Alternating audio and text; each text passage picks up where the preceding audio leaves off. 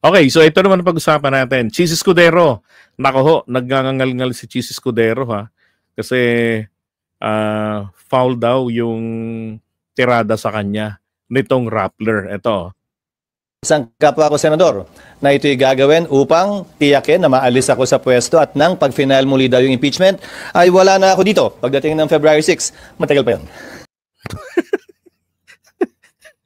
Hanip din sa ano no, hanip din sa diversionary tactic itong si Cheese Escudero. Biglang tinuro, biglang ibinato doon sa impeachment. Bakit naman? Kasi alam niya ho, doon po nasisira ang pangalan niya. Doon ho siya binabatikos ng marami. Diba? So ito yung classic na technique ng Cheese Escudero eh. Imbis na magkaroon ng ownership, 'di ba? Kung hindi niya ginawa, itanggi niya ng maigi. Hindi yung katulad nga ng warning sa atin ng isang kasama nating senador, blah blah blah, na ito'y gagawin sa atin. Nagturo pa ang putya. But having said that, allow me to answer the malicious, I will say malicious, ill-timed article that came out against me in relation to the flood control press con of the President yesterday. Number one, ang sinabi ng Pangulo kahapon, mga completed flood control projects mula 2018 na nakakahalaga ng humigit kumulang 550 billion pesos. That's correct. Take note ha. Pansinin nyo na itong maigi mga kapatid. Binanata na po ng Pangulo ang 2018. Okay? So, gusto ko lang pong linawin itong maigi. Ang napansin ko kasi, bakit hindi nag-react yung ating presidente pagkatapos siyang mapahiya after nung kanyang SONA last year? Hindi ba't pinagmalaki niya ang 5,500 ongoing and completed flood control projects? Di ba? Pinagmalaki niya yon. Kaya lang habang siya po'y nagsasalita, binabagyo na po tayo. Kami, basang-basa rin kami sa labas ng batasan habang kinocover yung mga loyalista ron. At yung mga bayaran na mga nagpunta roon, yung mga palaging nandoon sa mga kusan ng may rally, nandoon yung mga taga-payatas, taga-batasan, Commonwealth, yung mga nahahakot na andun po palagi yung mga yan. I know their faces. At yan rin yung pinagmamalaki ni Marcoleta na gustong sumama sana sa rally ng Iglesia ni Cristo noong January 13. Okay, yan po yung mga yan. Tatak na nila yan. So, yan yung mga takot makuna ng camera. Tapos doon, pagpirma ng attendance, nawawala agad. Okay? So, basang-basa ho kami doon nung time na yon. Ngayon, pag uwi ng bahay, anong nangyari ay tuloy-tuloy na, nagkaroon na ng habagat, di ba? Yung bagyong si Karina ang nag-fact check sa pinagmalaki ng Pangulo para maging wake-up call ito sa ating Pangulo na, hey, Mr. President, niloloko ka ng DPWH Secretary mo at ng mga tauhan ninyo. Di ba? So, hindi po nag-react doon ang ating Pangulo. Ako lang ang nag-react. So, ngayon, anong nangyari ho? Palihim, ito is ano ko lang, analysis ko lang. Palihim na pinag-aralan ng ating Pangulo ano ang nangyari sa kabila ng kanyang kahihiyang sinapit. Di ba? So, nalaman niya, siguro ipinarating na rin ni na Senator Ping Lacson sa kanya yung mga kalokohan ng mga mambabatas. Sa tingin niyo ho, di ba mukhang tama yung ganon? Kaya naman, nakakatuwa rin po ang langit. Sabi nga po natin ang ating presidente, hindi mo pwedeng bastos-bastusin. Kahit sino pang presidenteng nakaupo, dapat mong igalang. Diba? Kasi yan ay kinasihan ng Diyos. Maging maganda yung pamumuno niya o hindi, kinasihan ng Diyos yan. Kung ano yung klase ng leader natin, deserve yan natin. Kasi tayo po yung pumili, tayo yung bumoto, tayo yung majority. Hindi ba nangyari bumabagyo naman bago pa magsona ang Pangulo natin? So, nag-i-inspection ng ating presidente. Isa sa mga inspection niya nakita ko, yung doon po sa Navotas. Hindi na nga niya pinuntahan yung nagibang flood wall sa Navotas. Na baha yung pipigilin, firewall yung nakatayo. Hollow blocks, ano nangyari? Nagiba.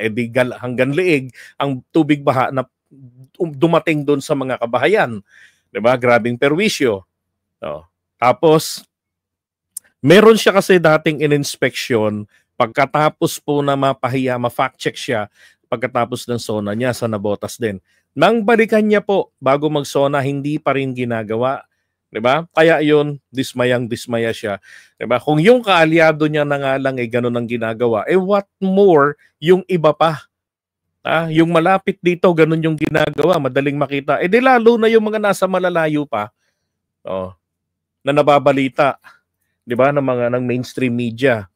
Ngayon, pagdating ng State of the Nation address ng Pangulo, ang sabi niya, diba, pinakamagandang quote doon is, mahiya naman kayo. Ang nasa harapan niya, mga mambabatas po natin. Dapat kasi ang mga mambabatas, diba, hanggang ano lang sila, hanggang paggawa ng batas, mga congressmen, alamin kung ano ang kailangan ng isang distrito. Diba? Tapos, isumiti ito sa mayor, para itong mayor ngayon ang magsasubmit ng kanyang panuka, ng kanyang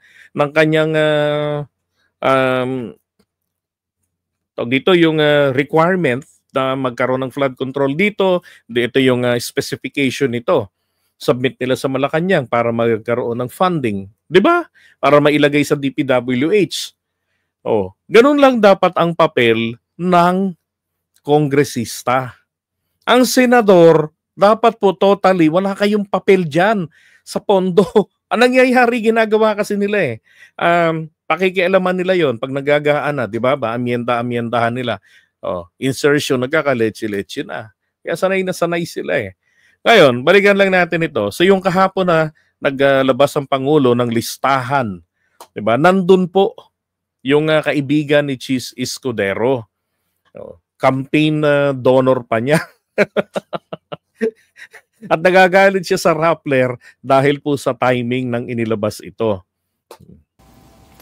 Sinabi niya, wala siyang aligasyon, pero 15 kontratista ang nakakuha ng ganong kalaking pondo.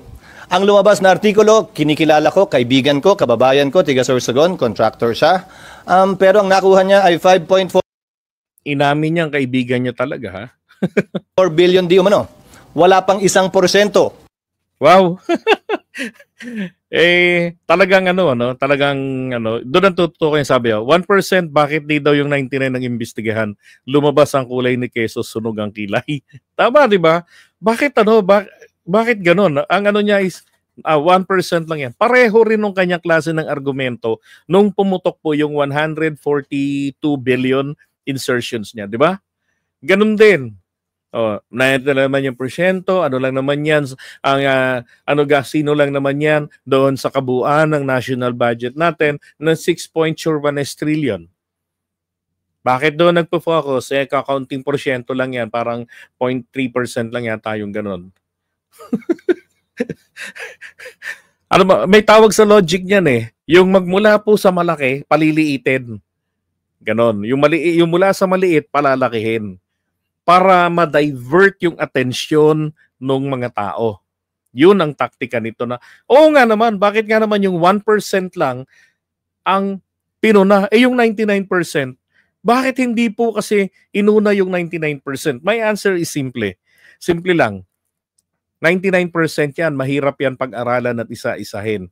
Isa ka sa pinakamataas na leader ng gobyerno ng Pilipinas. So, naturalmente na yung mga mata ay nakatutok din sa'yo. Primarily sa'yo.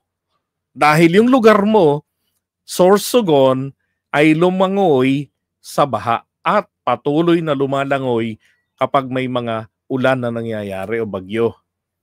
So, meron bang flood control na ginawa kayo doon nung ikaw ang gobernador? ng kabuuang pondo na sinasabi ng Pangulo sa flood control. Ang tanong ko, bakit pinagtuunan ng pansin yon? Yung 1% pa talaga? Hindi yung 99%? Bakit pinagtuunan ng pansin? Hindi yung mga mambabatas marahil o opisyal ng gobyerno na kontraktor? Hindi naman ako kontraktor. Hindi ako bahagi na anumang negosyo kaugnay sa construction o supply sa pamahalaan mula nung pumasok ako sa gobyerno noong 1998. Sa katunayan, yung mas malaking bahagi ng pondong di umano nakuha nung kontratistang tiga Sorsogon ay nakuha niya bago pa ako naging senador muli noong 2022. Ayon mismo noong 2022, ang laki nung nakuha noon. No. Noong 2021, sobrang baba lang. Ito, oh. Yan. So noong 2021, 'di ba? Wala pa, gobernador pa lang naman si Cheese niyan. Oh, pagdating ng 2022, ayan na, humataw na. Tapos 2023, 2024, bumulusok ng uli pababa. Yan. Ito, sabi rito, from 2021-2024, nakakuha raw po yun ng 5.16 billion, which is 1% lamang ng kabuuan na inilabas ni PBBM doon sa kanyang inexpose kahapon. Pero sabi rito, but in 2022, it secured 44 contracts, a nearly 9-fold jump nga naman mula po dyan sa 2021 niya. And guess, where majority of the work is happening, 96% of center-ways construction projects from 2021 to 2024 are in Bicol region. 3 others are in Central Visayas, and then 54 projects. So out of 54 projects daw po sa Sorsogon, 36 nasa distrito ni Nina Escudero. Yan. Since mula raw noong 1987, nagpapalit-palit lamang po ang 4 na tao. Tatay niya, nanay niya, kapatid niya, si Maria Bernadette at saka siya. Ay, nako. Ayan, di ba? Taas, oh. 54, grabe, oh. Yan ang campaign donor ni Cheese Escudero.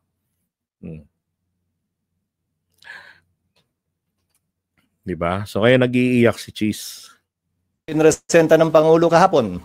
So klaro, malisyoso ang artikulo, tiniming ang paglabas at tiniming talaga para ika nga idikit. Ikaw lang siya lang naman kasi yung nagdidikit niyan, di ba sa impeachment? Ito bagaman walang sinabi ang artikulong ginawa kong mali o masama. Yung insinuation, yung innuendo, nandun pa rin. Kaya minabuti kong sagutin ngayong umaga. Kaya for the record, wala akong kinalaman sa pag-identify, paggawa ng program of work, pag-bid, pag-award, pagbahay, pagbayad, pag-inspeksyon ng anumang proyekto sa pamahalaan, sa Sorsogon man o sa labas ng lalawigan ng Sorsogon. Meron kami bibigay sa inyong data tungkol sa kinal naming figures kung saan papatunayan nun na wala pa nga ako dito nung karamihan yun ay nakuha. Sinong involved? So, wala ka pa nga doon, pero paano yung panahon nung nandun ka? Di ba? Sa demolition job hanggang ngayon. Yung mga may gusto ng impeachment, yung marahil nasaktan, tinamaan o yan yung mga pinatatamaan ni Cheese Escudero, sina Tito Soto, Ping Lacson, Risa Ontiveros, at saka sina Martin Romualdez. Siyempre, yung end company, di ba? Nila. Sa pool, sa mga talumpati at mga pinagagawa at pinagsasabi ko nito mga nagdaang araw. Klaro naman yun. Kasamahan yun ang So iniisip ang palusot agad ni Cheese Escudero, may kagagawan daw niyan yung mga tinamaan sa kanyang mga sinasabi. Isa nga po diyan, 'di ba, Sir John Realibit, etong si Martin Romualdez. Talagang galit si Cheese diyan eh. Halata naman maski nung mga nauna pang mga buwan tungkol diyan sa impeachment. So, syempre sila yung kagalit, sila na yung itinuro na salarin. Yun ang impormasyong nakakarating sa amin. Kasamahan nyo rin, sir, dito sa Hindi principally kasamahan namin dito sa Senado. Ang sa pagkakaalam namin sa labas, pero hindi ko alam kung may tumutulong, kakuntsaba o kakumplot. Pero tagalabas. Sir, Tagalabas ng Senado.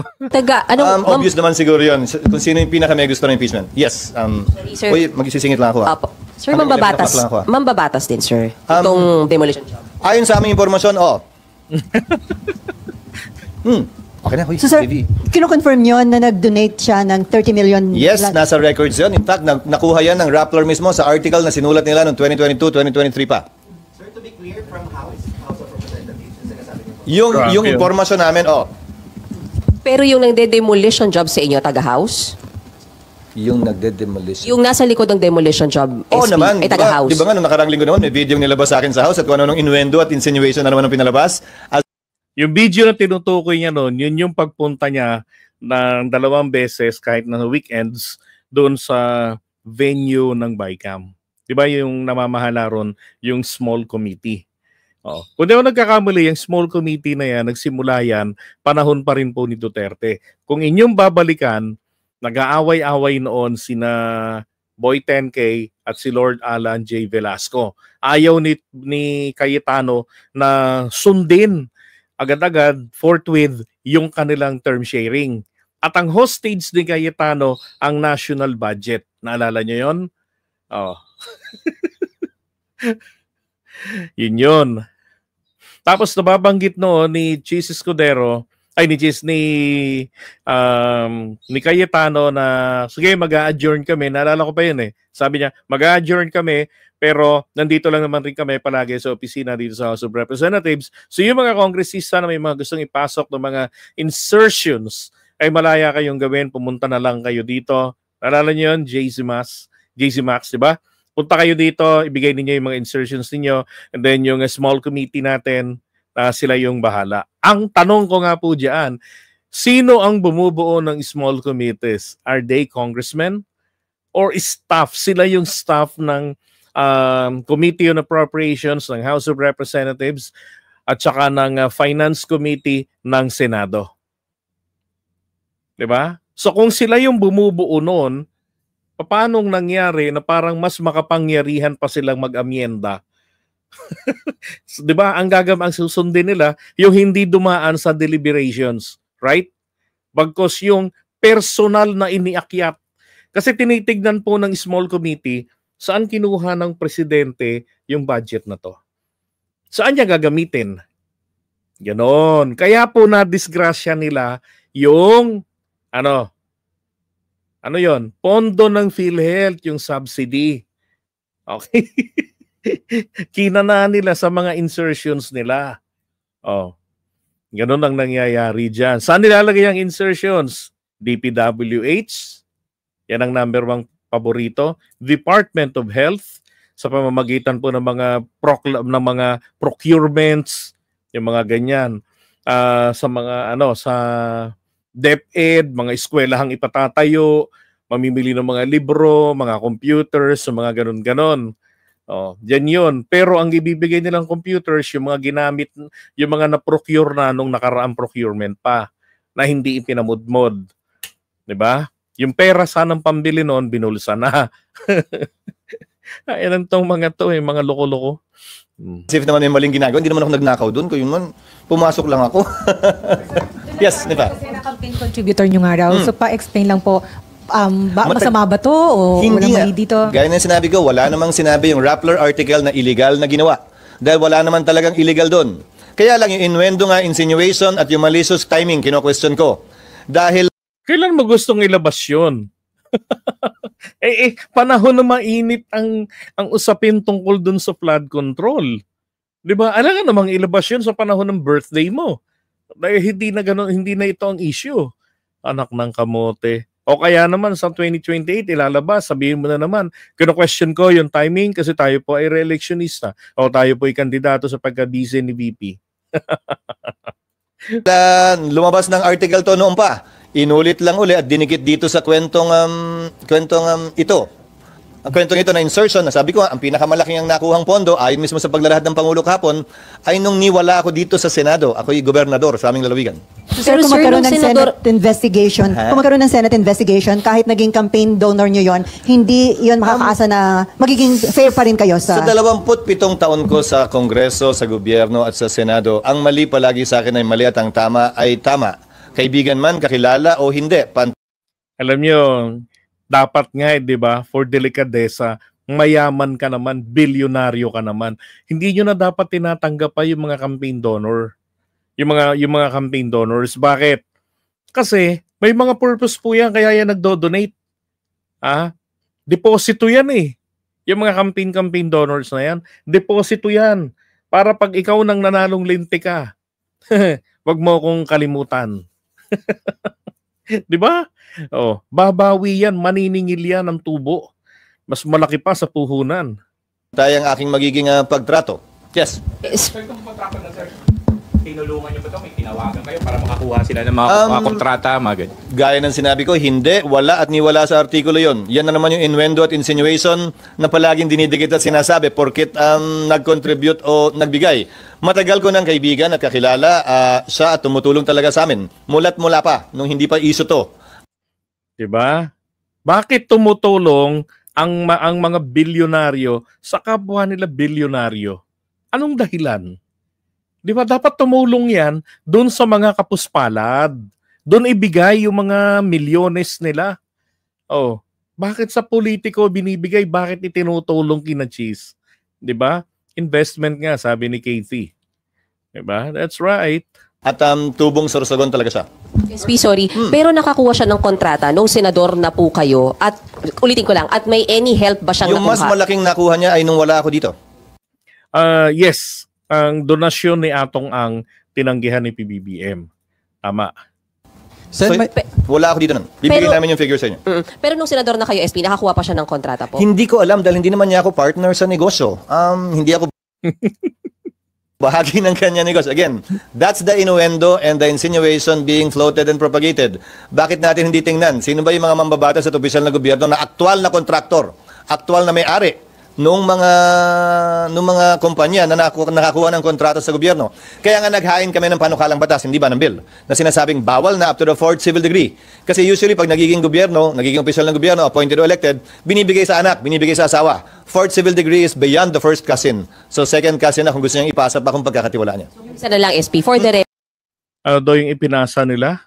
Hindi po pwede na yung kamag-anak, ano ba, yung up to 4th civil degree ay kumuha ng kontrata sa gobyerno.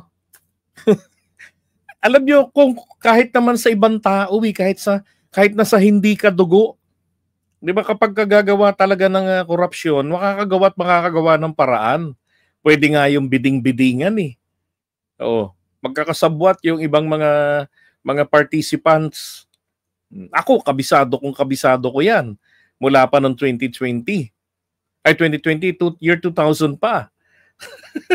Yung biding-bidingan na racket ng mga politiko natin.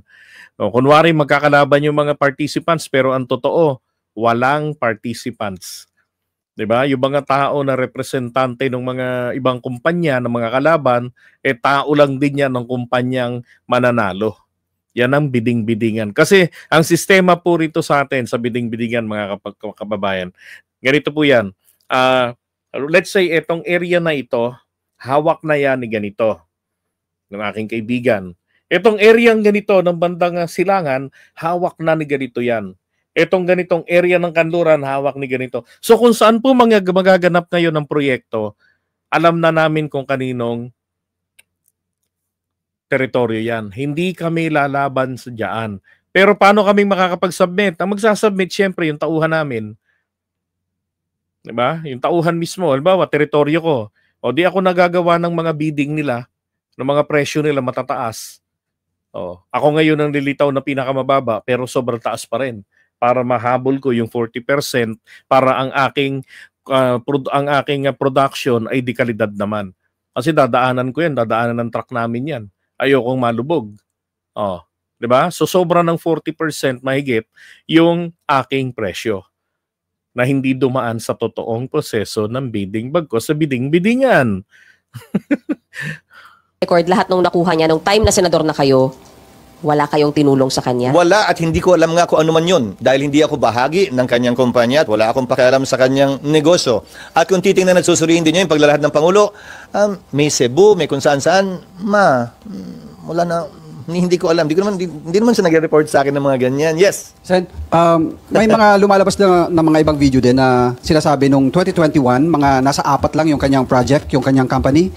But 2022, after kayong magtulungan doon sa inyong kandidatura, umabot na ng mahigit 20. That is again an insinuation. Look at the figures again before you ask that question. Why? Ang pinag-uusapan, 2022 budget. Ginawa ang 2022 budget ng 2021 Congress. Hindi pa ako bahagi ng 2021 Congress at that time. Governor pa ako sa aming lalawigan. Kung pag-uusapan mo ay budget ng 2022, ginawa yan ng 2021. So sorry, kindly check your facts. So sir, maaari bang kahit kung hindi nyo man siya tinulungan, pwede bang may mga instances na ginagamit yung name nyo para makakuha siya Kung may ginawa siyang illegal, ulitin ko kung may Alam mo, ang ano lang naman doon, yung impluensya. Yun ang sinasabi ko, teritoryo eh. 'Di ba? Yung teritoryo, kung kani-kaninong teritoryo yan. Para ho masabi natin na maayos yung bidding, na hindi biding-bidingan yung nangyari. Ang mangyari nito, dapat magkaroon po ng isang, tawag yan, ng isang ahensya ng gobyerno lang, let's say ang DPWH lang, siya lang ang mamamahala ng pabidding. Lahat, pati construction, walang kongresista, walang senatong. Siya lang, walang congressman, walang senatong. Okay? DPWH lang. Oh, kung anong category, quadruple A or triple A, 'di ba? Lahat pwedeng sumali. Oh, ganun. Ang nangyayari yung kasi kapag ibinababayan sa mga lokal, doon na nagkakaproblema, nagnanakawan na ng pera. Oh. Sino ang illegal, sino man, dapat managot sila. Pero wala akong kinalaman kaugnay sa program of work, pagbid, pag-award. Ang binibid at award namin ay mga programa at proyekto ng lalawigan noon, ng Sorsogon, kung saan procuring entity ang Sorsogon Provincial Government. Wala kaming kinalaman sa National Government Agency procurement. Kabilang na ang pagbabayad. Hindi nga ako bahagi ng Kongreso. Pero babalikan ko. Bakit ba pinupuntirya ng Rappler at ninyo ang 1% ng 550 billion? Nasaan yung 99%? Diba? Yun ang sinasabi ko kanina pa.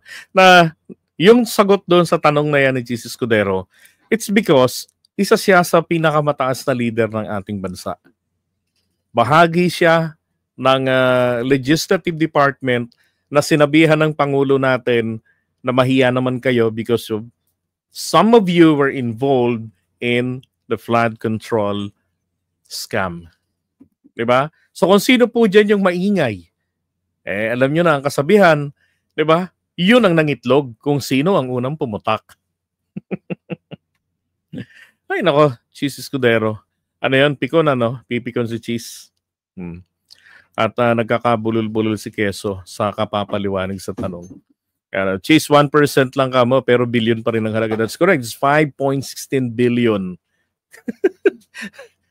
Ganun lang, di ba? Nilalanglang lang nila. Ay, nako, grabe talaga. Kaya nga naman, ito po naman yung hamon sa kanya Ito kasi yung sabi ni Cheese. Merong demolition, PR job na nakatuod sa laban sa akin. Sabi niya. Yung nasa likod ng demolition job ay taga House of Representatives. Si Martin Romualdez po yung kanyang tinutukoy. So ngayon, meron pong nag-react na taga House, hindi po si SMR. Si dating DILG Secretary ni Gloria Arroyo, Ronnie Puno. Sabi ni Ronnie Puno, walang ganyanan. Huwag nating lalahatin. Kasi damay naman lahat sa ginagawa ni Cheese Huwag nating lalahatin. Siguro banggitin na ninyo kung sino yan. And then I extend this invitation kay Senator Ping Lacson. Banggitin nyo na. Kay PBBM, kung alam nyo, banggitin nyo na. Ating Pangulo is acting like a crime buster, like a corruption buster. Sir, diretsuhin nyo na yan.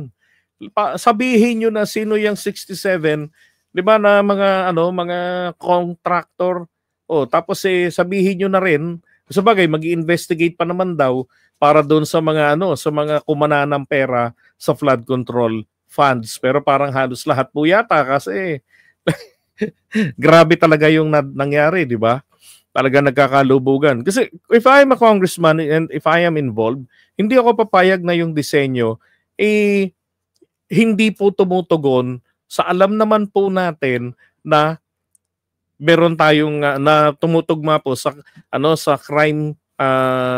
sa climate resilience.